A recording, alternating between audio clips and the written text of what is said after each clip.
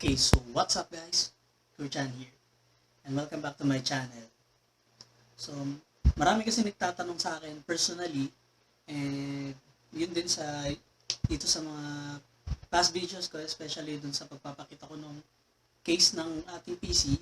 Marami nagtatanong kung paano kinakabit yung fans, especially yung sa harapan.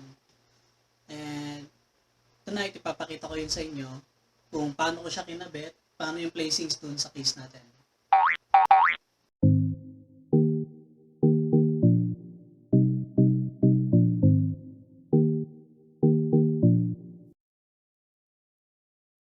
Yan, so kung ipapakita natin, meron akong two 120mm fans dito sa ating front panel and then isa sa likod.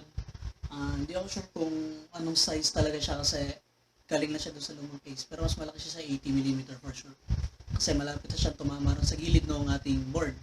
Okay, so para doon sa case natin, so ito kasing front grills na to ay hindi na siya nakascrew talaga actually. Ito ay inaangat lang pa ganun. So kung titingnan natin dito sa ilalim na part, to, meron tayong suutan ng kamay dito. And then, gently, kapag natin pinull out to, matatanggal na itong kanyang screen mesh sa harapan. So papakita ko na sa inyo. So ito, yun nga, naisusot yung daliri dito. Slowly, yan, nakaangat na siya. So dito na sa case ko, hindi ko na siya pwedeng alisin ng todo kasi nakakabit na yung mga switches dito sa taas and USB ports. So ayan, dito lang siya nakakabit. Balik, hindi siya sa loob mismo ng casing nakalagay. Dito siya nakalagay sa harapan na to. So alisin lang to and then makikita na natin yung pwesto ni fans doon sa loob.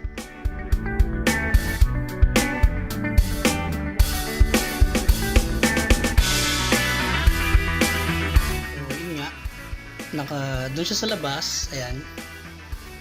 Then naka-bolt in siya dito sa loob. So hahanap lang talaga yun ng perfect na susukatan niya. So sa akin dahil 120mm, meron na siyang sarili space talaga ng screw. Then pasokan na lang ng airflow sa loob. Ayan. Then meron siyang space dito sa giddle.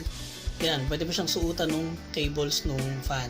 So kagaya ng sa akin, ayan, nakadali lang siya dito. Papunta rin sa loob yung, andun kasi sa likod ng panel na to, yung pinaka mga kabitan ng fans. Ayan, nakadali lang sila sa each holes. Pwede rin sa ilalim, pero ewan ko, mas maganda na siguro kung dito na nakadaan sa gitna. As for the back fans naman, ayan. Ganun lang din, meron na siyang sariling bolt-in doon. So, sabi ko nga, masyado kasi malaki yung sa akin, kaya ganito lang, isang screw lang. Pero bala ko pa rin naman siya palitan in the future, pero next time na. Expecting naman sa naikabit na natin yung ating fans. So ayan, diin mo lang ulit ito. Hindi maglalak naman na siya. Make sure lang na naidiin mo siya ng maayos.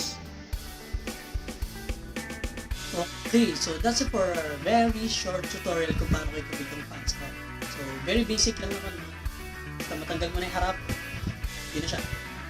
So, anyway guys, for gusto naman may questions, clarifications, and kaya ko sabitin, comment na lang sa baba.